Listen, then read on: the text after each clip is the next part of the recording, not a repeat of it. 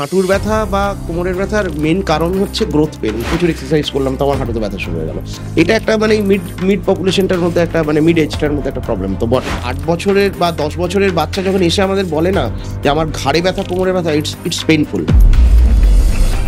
ঠাকুমাদের টোটকা কমে যাবে। মানে সর্ষের তেলটা নিয়ে আমার একটু মানে প্রবলেম আছে। মানে সর্ষের তেল এখন আমরা ইউজ করবো না, মানে বাচ্চাকে আমরা কিছু অ্যাপ্লাই করবো না। এটা হচ্ছে আমাদের প্রথম মানে থাম্ব রুল আর কি। আমরা বাচ্চাকে কিচ্ছু অ্যাপ্লাই করবো না। ভুল ব্যায়াম না করাই ভালো, ডাক্তারের পরামর্শ নেওয়া উচিত।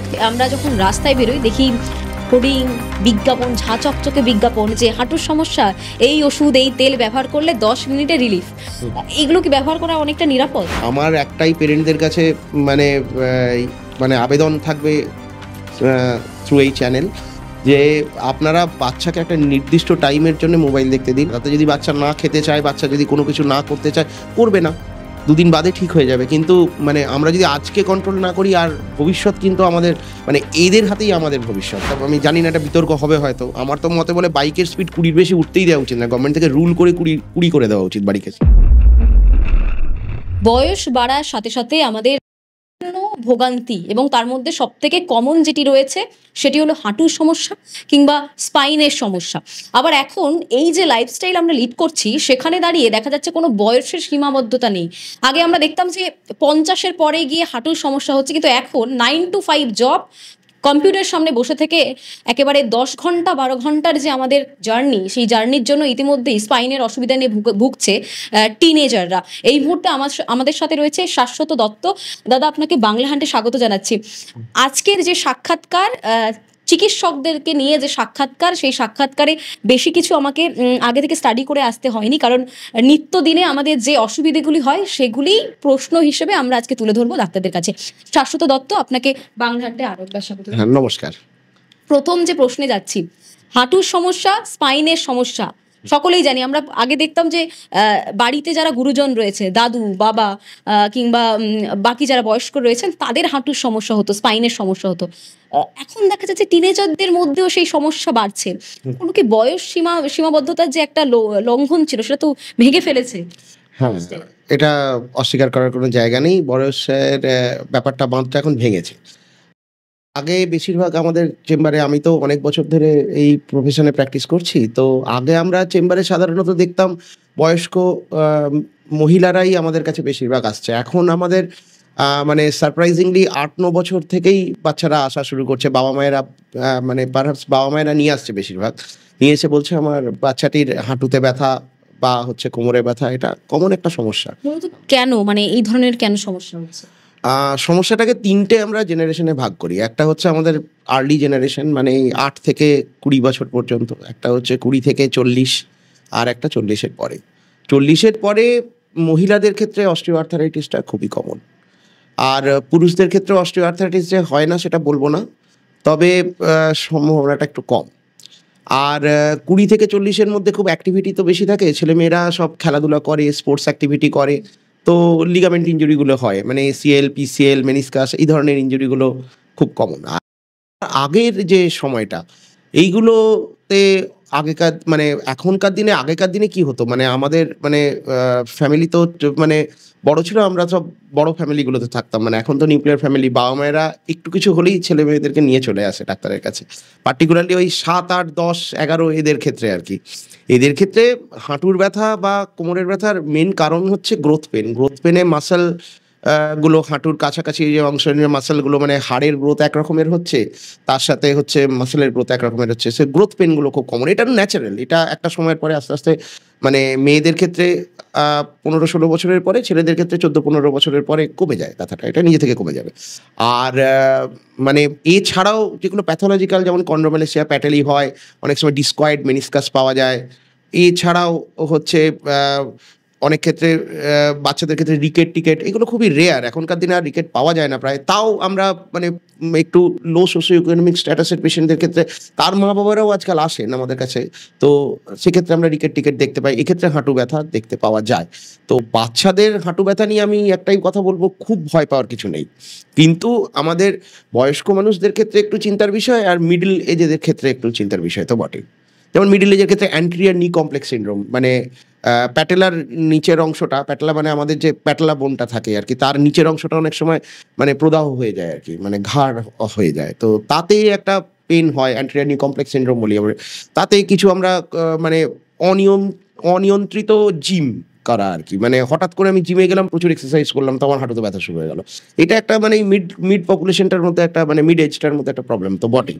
গেলেই যে ফিট হয়ে বেরিয়ে আসবো তার কোনো না, আমি হঠাৎ করে সকালবেলায় ঘুম থেকে উঠে আজকেই মানে মানে শর্টজেনেকার হব না আর কি, মানে আমাকে দেখা যাচ্ছে 18 বছরের যারা কম রয়েছে তারাও দেখছি জিমে যাওয়ার প্রবণতাটা একদম সোসিও যে লাইফ রয়েছে সেটাকে মেনটেন করার জন্য জিমে চলে যাচ্ছে।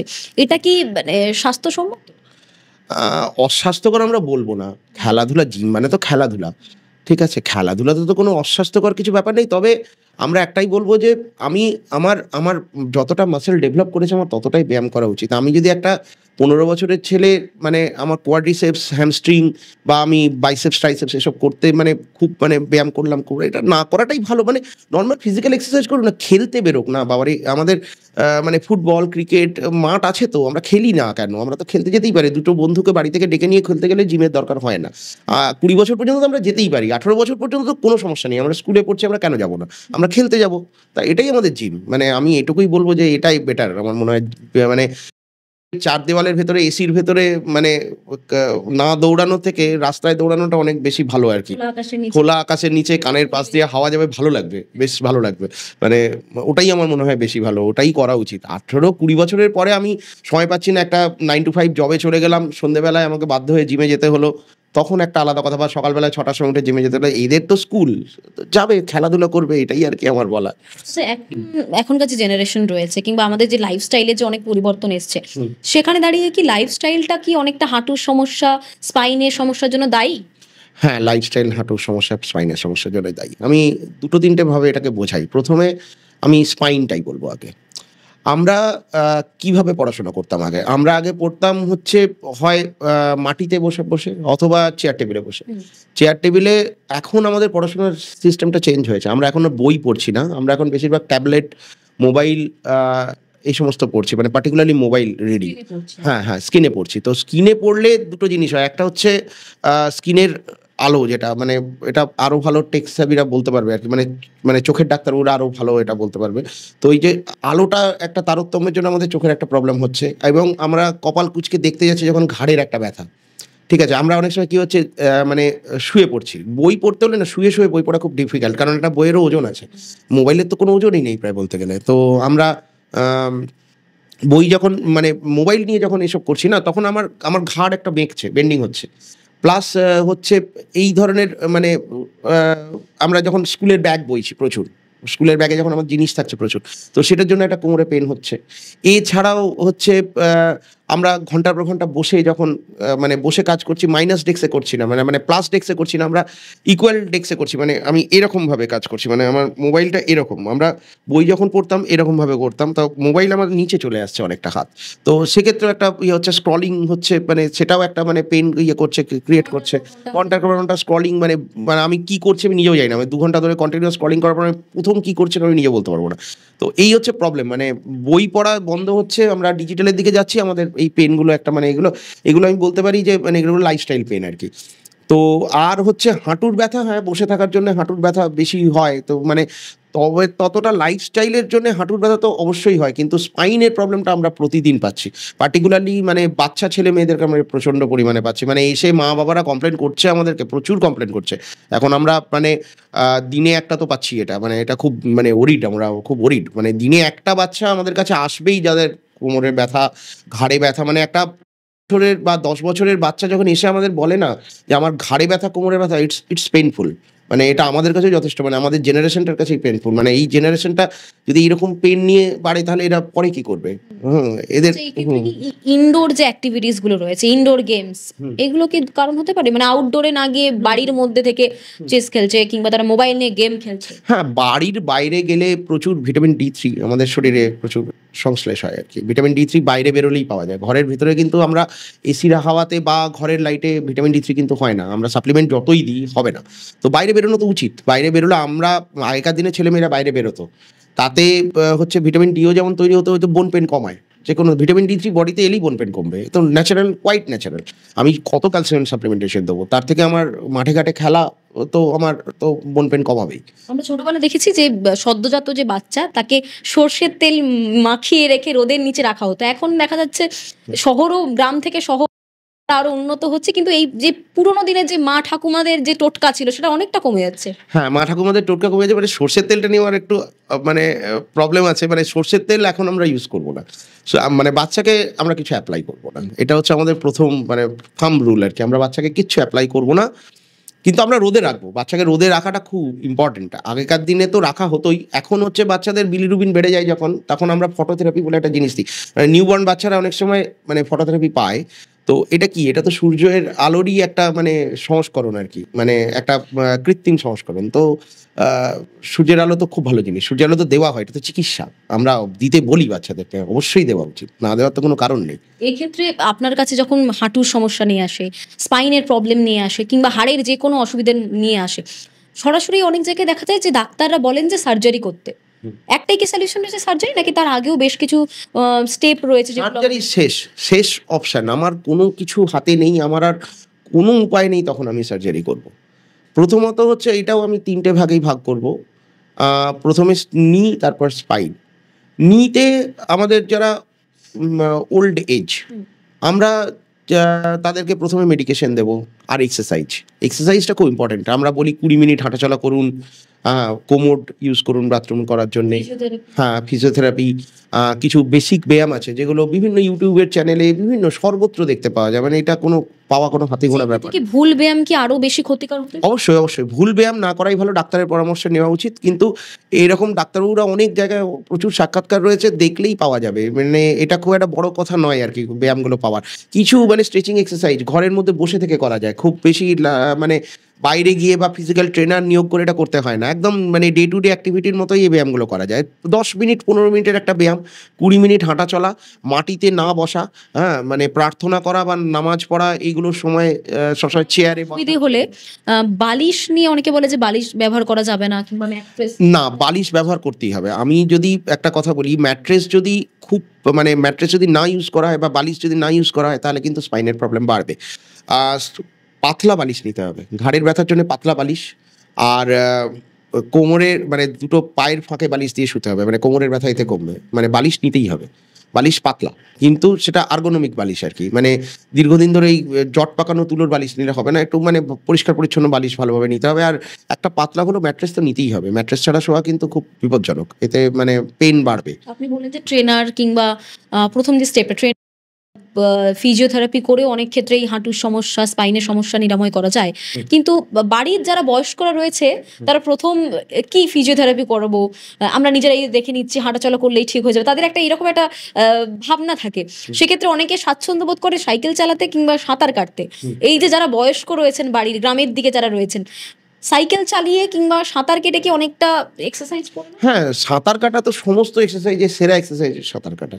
আপনি যদি মানে আমরা অ্যাঙ্কাইলোসিস স্পন্ডালাইসিসের যারা পেশেন্ট থাকে তাদেরকে বলি সাঁতার কাটুন, 15 মিনিট সাঁতার কাটুন, আপনার সব রোগ সেরে যাবে। তো মানে অ্যাঙ্কাইলোসিস স্পন্ডালাইসিস মানে সমস্ত জয়েন্ট নষ্ট হয়ে যাচ্ছে ধীরে ধীরে, মানে এটা একটা বাজে রোগ। তো এতে যদি সাঁতার কাটে এটা কমে যায়। তো ন্যাচারালি অস্টিওআর্থ্রাইটিসে তো সাঁতার কাটা খুব ভালো জিনিস, সাঁতার তো কাটা উচিত। আর সাইকেল চালাবেন আপনি, আপনার ডেইলি লাইফ যতক্ষণ থাকবেন ততক্ষণ চালাতে হবে, মানে যতক্ষণ মানে সম্ভব ততক্ষণ পর্যন্ত ডেইলি লাইফ হ্যাম্পার করা যাবে না। আমার মানে ডেইলি লাইফ যদি আমি রেগুলার করতে থাকি আমার অনেক পেন কমে যাবে। যেমন মানে বয়স্ক মানুষদের তো আমরা বলি যে calcium supplementation, vitamin D supplementation, ওষুধ আমরা দেবই, কিন্তু তার সাথে এক্সারসাইজ, হ্যাঁ মানে লাইফস্টাইল মডিফিকেশন, হ্যাঁ ডেলি ওয়াকিং, সাইক্লিং, সাঁতার যদি কাটতে চায় অবশ্যই তারা কাটবে। অ্যাসিড সেটা বেড়ে গেলে অনেকে দেখা যায় যে অনেকটা সময় টানা দাঁড়াতে পারে না, তারা হাঁটুর সমস্যা হয়, পায়ের যে পাতা রয়েছে সেই পাতাতে ব্যথা হয়, মানে ইউরিক অ্যাসিডের জন্য কি?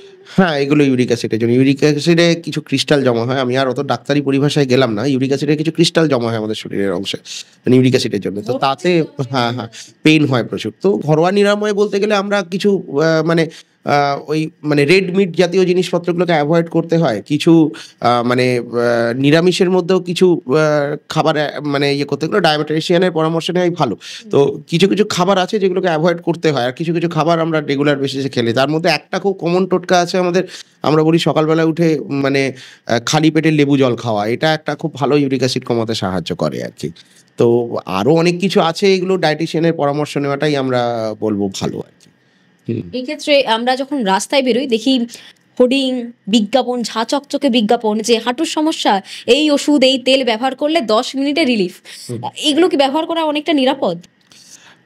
দেখুন, ২ রকমের তেল পাওয়া যায়। মানে তেল বলতে গেলে মানে আগেকার দিনের মতো তো ব্যাপারটা এখন আর নেই। মানে অনেক স্প্রে বড় কোম্পানিগুলো যারা আছে মাল্টিন্যাশনাল কোম্পানি, তারা কিছু স্প্রে প্রমোট করে, যেগুলো অ্যাকোয়া বেস স্প্রে বা অয়েল বেস স্প্রে হয়। যেগুলো হচ্ছে ডাক্তারবাবু রেকমেন্ড করছেন আপনাকে, সেগুলো আপনি লাগাতে পারেন সেফলি। কোনো অসুবিধা নেই। সেগুলো লোকাল পেইন রিলিফ করবে। ঠিক আছে? কিন্তু হচ্ছে আপনার আবার কিছু কিছু মানে খারাপ ব্যাপারও আছে। ধরুন, মানে আমি আয়ুর্বেদিক ডাক্তারদের খারাপ বলব না বা হোমিওপ্যাথি ডাক্তারদের খারাপ বলব না। তাদের রেকমেন্ড করা তেল আলাদা কথা। কিন্তু তাদের নাম করে যে সমস্ত জিনিসগুলো বাজারে আসে, মানে একজন আয়ুর্বেদিক ডাক্তারবাবু, একজন হোমিওপ্যাথি ডাক্তারবাবু যদি কোনো তেল রেকমেন্ড করেন, সেটা আপনি ইজিলি ইউজ করতে পারেন। কোনো অসুবিধা নেই। কারণ তিনি জানেন কি দিচ্ছেন। কিন্তু আপনি একটা মানে হঠাৎ করে গিয়ে একটা আয়ুর্বেদিক দোকান, একটা তেল স্টেরয়েড থাকতে পারে। বিজ্ঞাপন দেখি। হ্যাঁ, বিজ্ঞাপন দিলে স্টেরয়েড থাকতে পারে। এমন কিছু জিনিস থাকতে পারে যেটা আপনার হাঁটুর পার্মানেন্ট ড্যামেজ করে দিল। হ্যাঁ, অনেক মানে ইনফেকশন করলো। এমন কিছু হলো যেটা আপনি বিপদে পড়ে গেলেন। তো সেটার দরকার নেই। তো একটু ডাক্তার দেখিয়ে বা ডাক্তারের পরামর্শ নিয়ে আপনি ওষুধ খান। ওষুধটা নিজের চেষ্টায় না খাওয়াটাই ভালো আরকি। মানে এতে নিজে মানে হ্যাঁ, ডাক্তারের কাছে একটু ডাক্তারদের উপরে ছেড়ে দেওয়াটাই ভালো। এতে আপনারই শরীরটা মানে সুস্থ হবে। মানে ঘরোয়া রেমেডি আপনারা করুন, কিন্তু সঙ্গে ডাক্তারের পরামর্শটা। আচ্ছা, অনেকে দেখি যে বেল্ট, হাতে বেল্ট, কোমরে বেল্ট, আবার অনেকে আবার চর্বি, পেটের চর্বি কমানোর জন্য বেল্ট পরে নিচ্ছে। সেক্ষেত্রে কি ভবিষ্যতে গিয়ে কোমরের কোনো সমস্যা আসতে পারে? বেলটা পুরোপুরি ফাংশনাল।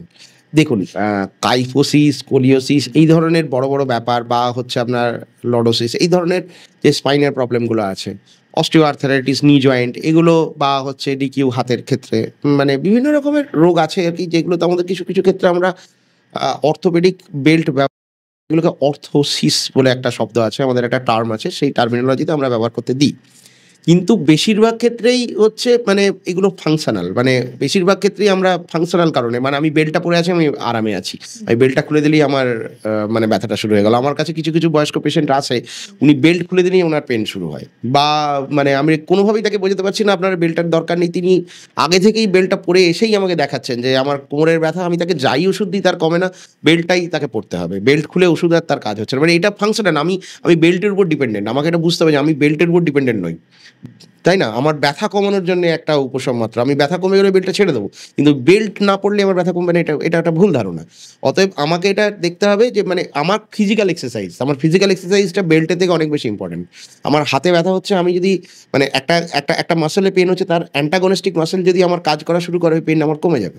তো আমাকে সেইভাবে যদি আমি প্রপার ফিজিক্যাল এক্সারসাইজ করি, একজন ফিজিওথেরাপিস্ট বা মানে পিএমআর এর ডাক্তারবাবুকে দেখিয়ে, বা একজন অর্থোপেডিক্সের ডাক্তারবাবুকে দেখিয়ে, বা অর্থোপেডিক্স না, পিএমআর বা ফিজিওথেরাপির ডাক্তারবাবুকে দেখালেই এটা প্রবলেমটা সলভ হয়।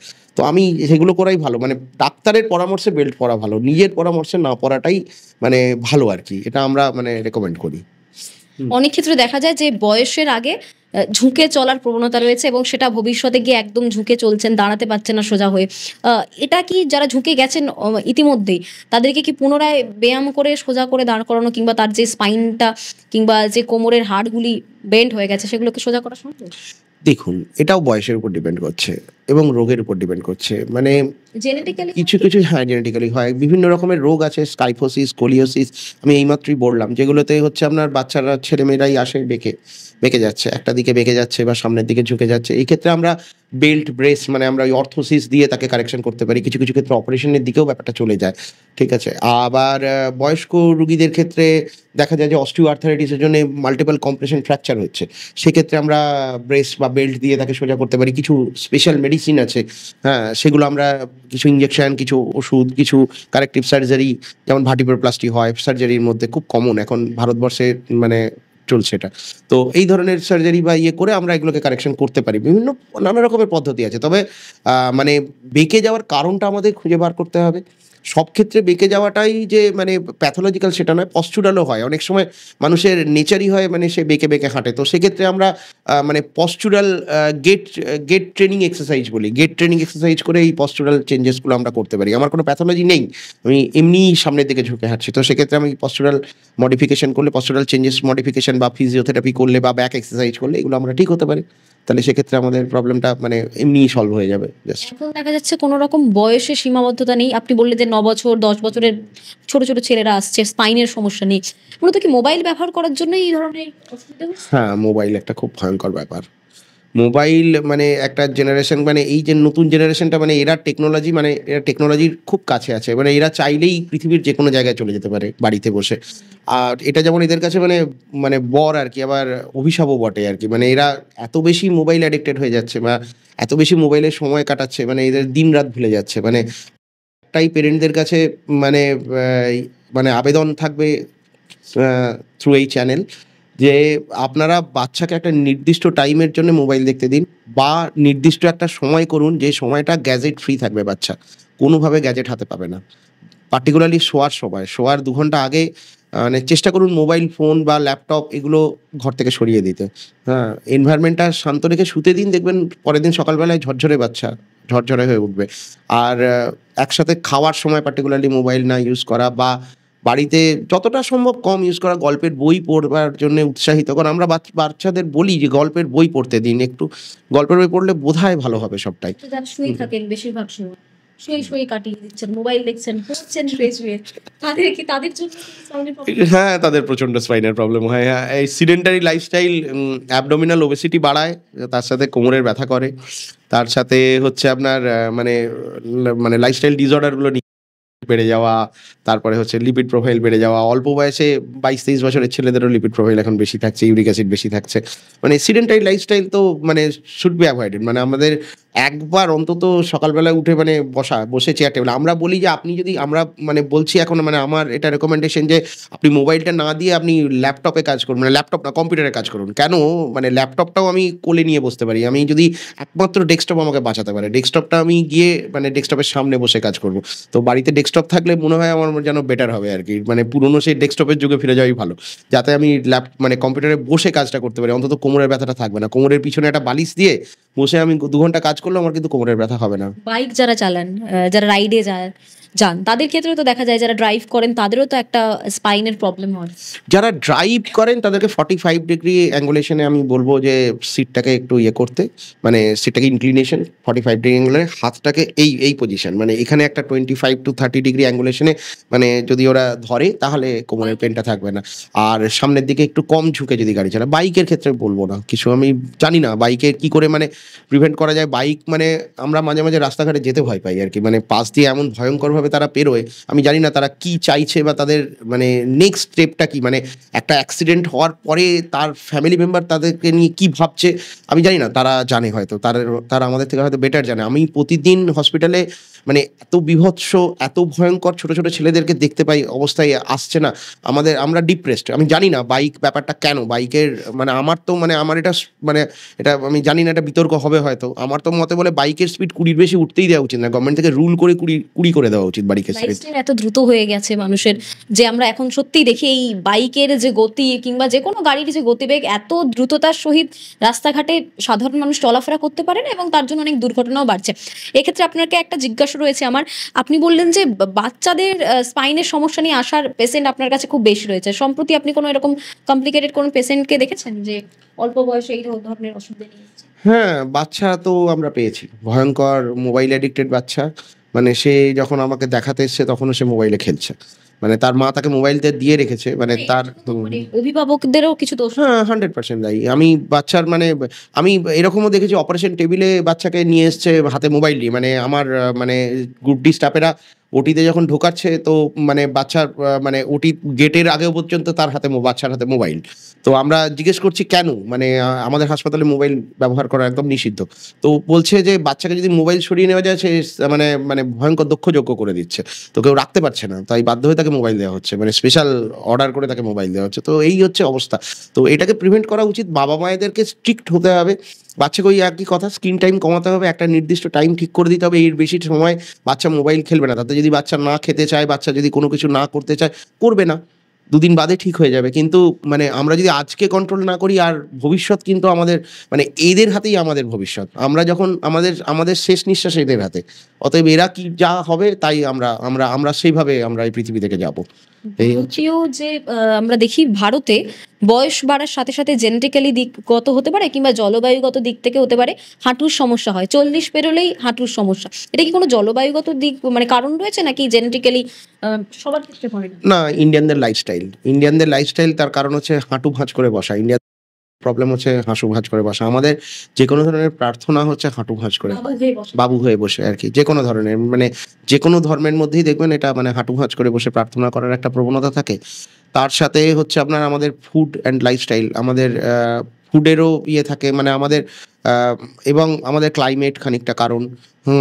আমাদের আমাদের দিকে আবার হ্যাঁ, অনেকটা কম। মানে আমাদের মেয়েরা যেমন ঘরের বাইরে বিশেষ বেরোয় না, এটাও একটা মানে কারণ। ভিটামিন ডি থ্রি আমরা বাইরে বেরোলে তবেই তো হয়। ওই জন্য মেয়েদের অস্টিওআর্থ্রাইটিসটা একটু বেশি, মানে হাড় ক্ষয়ের সমস্যাটা বেশি আগেকার দিনে। এবং ফিজিক্যাল অ্যাক্টিভিটিও খুব কম আমাদের এখানে। মানে বাড়ির যে মায়েরা আছেন বা মানে যারা আছেন আর কি, তারা রান্না টান্নার উপরেই বেশি নজর দেন। তো রান্নাঘরেই বেশি সময় কাটান, নিজেদের জন্য খুব বেশি সময় তারা বার করতে পারেন না। তো ন্যাচারালি একটা তো এক্সারসাইজ প্রবলেম, লাইফস্টাইল প্রবলেম তো হয়ই। আর মায়েদের একটা ব্যাপার আছে যে ওরা সবার খাবার শেষ হওয়ার পরে মানে ওরা খায় আর কি, ইন্ডিয়ান কালচার এটা। তো এই মানে অস্টিওআর্থ্রাইটিসের পিছনে বিশাল বড় হাত, কারণ সবাই সবকিছু খেয়ে চলে গেল। তারপরে মানে পুষ্টিটা তো আমার বেঁচে থাকা জিনিসটা না, বেঁচে থাকে কোনটা যেটা ভালো লাগে না, সবাই তো সেটুকুই ফেলে দিয়ে যায় না। তো ন্যাচারালি ডায়েটের একটা তো ঘাটতি হয়। তো ন্যাচারালি এগুলো অস্টিওআর্থ্রাইটিসের কারণ হয়। এই সাক্ষাৎকার দেখে যারা ভাবছেন আপনার সাথে সরাসরি যোগাযোগ করবেন, আপনি যদি কাইন্ডলি আপনার ক্লিনিকের অ্যাড্রেসটা বলে দেন। আমার ক্লিনিক হচ্ছে বর্ধমান, আমি বর্ধমানের বাসিন্দা আর কি। তো আমার বর্ধমানের দি আরোগ্য, রসিকপুর মোড়, বর্ধমান নার্সিংহোম বলে একটি পুরনো নার্সিংহোম আছে বর্ধমানে, প্রায় 100 বছরের কাছাকাছি, তার উল্টো দিকে। এটা হচ্ছে আমার মেন ক্লিনিক, এখানে আমি প্রতিদিনই থাকি। হ্যাঁ, এই সকালবেলা 11টা 11:30 থেকে। এছাড়া হচ্ছে life guard multi speciality hospital বলে একটি আছে, সেটি আমার নিজেরই হাসপাতাল। সেখানে আমাকে সকালবেলায় 10টা থেকে প্রতিদিন পাওয়া যাবে। আমি রবিবারটি থাকি না, ওই দিনটা আমার ছুটির দিন, বাকি সব দিন আমাকে পাবেন। এছাড়াও কলকাতাতে হচ্ছে আপনার আরবি ডায়াগনস্টিক লেক টাউনে, এখানে রবিবার দিনকে অন অ্যাপ আসে। একেবারেই তাই।